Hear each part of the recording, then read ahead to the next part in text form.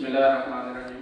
سر میرا نام محمد ثاقب ہے, شعبہ اگرونومی کا طالب علم ہوں. اللہ کامیاب کرے, مہربانی. میرا سوال یہ ہے کہ سر آج کل کلچر, تہذیب اور ثقافت کے نام پر ایک خاص فکر کو پروپوگیٹ کیا جا رہا ہے اور نوجوان نسل کو یہ درس دیا جا رہا ہے کہ اسلامی کلچر یا اسلامی تہذیب نام کی کوئی چیز ایگزسٹ نہیں کرتی, بلکہ کلچر اور تہذیب علاقائی تناسب سے ہوتا ہے.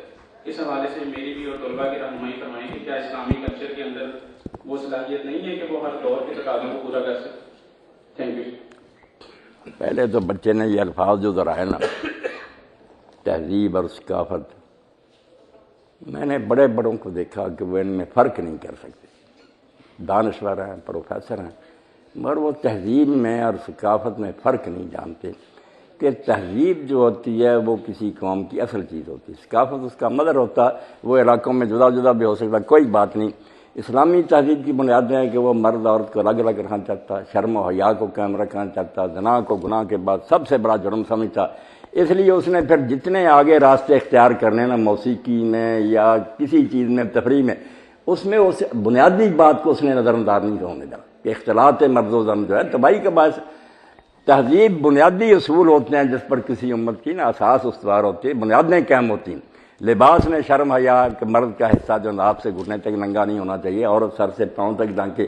اس کے بعد آزاد ہے. ثقافت جو ہے نا کہ جس ملک کے حالات جغرافیائی طور پر یا موسمی لحاظ سے جس طرح کا لباس اجازت دیتے ہیں وہ سلوائیں, وہ اسلامی ہوگا. ثقافت کی کوئی بات نہیں ہوتی, وہ ہر علاقے میں ہر زمانے میں تبدیل بھی ہو سکتی. مگر تہذیب جو ہے نا بنیادی باتیں کہ آخرت ہے, اللہ رسول ہدایت لے کر آیا اور اس نے جو باؤنڈری لائنز کھینچ دی ہیں نا اس کے اندر رہنا ہے. پھر کھلا میدان, کھانا پکانے کے لیے یہ 2-4 چیزیں حرام ہیں, پکانے کو ہم پر چھوڑ دیا. پلاؤ پکاؤ, زردہ پکاؤ, پھرنی پکاؤ, کوئی دین دخل نہیں دیتا. یعنی ایک پابندی ہے, گرد ہے ہلکا, ایک اندر پھر چھٹی ہے کہ جس طرح کا جی چاہے کر لو.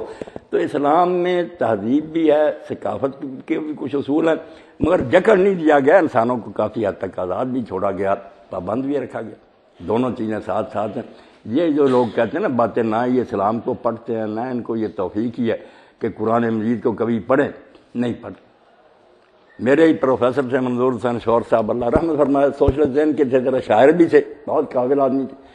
تو ایک دن انہوں نے لیکچر دیتے ہوئے اساطیر کی تشریح کر رہے تھے, فارسی کا لیکچر تھا کہ افسانے, اسطورہ کی جمع قرآن میں بھی آتا. کہنے لگے اگر افسانوں کا مجموعہ دیکھنا قرآن ہے, گپوں سے بھری ہوئی کتاب ہے. کتنے سال اصحاب الکہف سوئر ہے, اور جو ذوالقرنین گیا وہاں سورج غروب ہو رہا تھا, 2-4 حوالے دیے انہوں. اب میں اس وقت بھی سر منڈاتا تھا, سادہ آدمی میرے ساتھ جو بیٹھے ہوئے تھے میرے ساتھیوں کو پکڑ کر مجھے اٹھانے لگے, جانتے تھے کہ میں مذہبی ذہن رکھتا ہوں. انہوں نے کہا آج بات نہ کی, ہم پھر کبھی تیری دینی بات نہیں سنی. وہ شور صاحب نے دیکھ لیا, وہ کہنے لگے اٹھ کھڑے ہو. میں نے کہا شور صاحب, آپ نے مسلمانوں کے ملک میں مسلمان بچوں کے سامنے یہ بات کی, آپ سچ بتا دیں کبھی قرآن مجید آپ نے پڑھا؟ انہوں نے صاف اعتراف کیا کہ میں نے کبھی نہیں پڑھا. میں اسی لیے آپ نے کہہ دیا کہ حوض بن ان کا جس سے ٹخنوں تک سمندر آتا تھا وہ مچھلی پکڑتا تھا, حوض بن ان کا قرآن میں کوئی ذکر ہے؟ افسوس کی بات ہے کہ آپ پروفیسر ہیں اور بات ایسی کہہ رہے ہیں جس کا قرآن میں نام و نشان نہیں. اور جو ذوالقرنین کا کہا, وہاں یہ نہیں کہا غروب ہو رہا تھا, وہاں کیا وجہ تھا غروب. عربی زبان نے اس کا معنی اسے یوں لگا, آپ دریا کے کنارے کھڑے ہو جائیں شام کو نہر کے کنارے, ایسے ہی محسوس ہوگا کہ وہ سال جا رہا ہے, سورج غروب ہو رہا. ہوتا نہیں غروب, غروب ہوتا ہوا لگتا تھا, محسوس ہوتا تھا. اور جو آپ نے کہا اصحاب الکہف سوئے رہا, اصحاب الکہف اللہ نے نہیں بتایا کتنی مدت سوئے رہا. لوگوں کا کہا کچھ 300 سال کہتے ہیں, کچھ 309 کہتے ہیں. اللہ نے آگے جو کہا وہ قل اللہ عالم, اللہ بہتر جانتا ہو کتنے سال رہے, کچھ نہیں بتایا. انہوں نے پھر وعدہ کیا کہ جب تک آپ ہماری کلاس میں نا, میں دینی موضوع پر کبھی بات نہیں کروں. میں نے کہا شکر ہے آپ نے مان لی اپنی غلطی. تو قرآن تو پڑھتے نہیں بیٹا, نہ حدیث پڑھتے, شوق ہے اسلامی ثقافت کوئی نہیں, اسلامی تہذیب, نہ تہذیب کو جانتے ہیں نہ کچھ نہیں جانتے. صرف ایک نا فیشن بنا رکھا کہ لوگوں پر روب ڈالنے کے لیے ایسی باتیں کرتے ہیں. دین کو پڑھیں.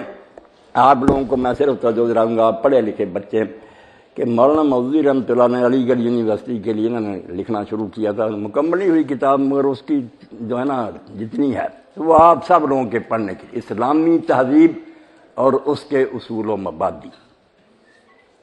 انہوں نے کہا ایسا 5 چیزیں ہوتی ہیں جب بھی کسی آپ مذہب یا نظام کو سمجھنا چاہیے.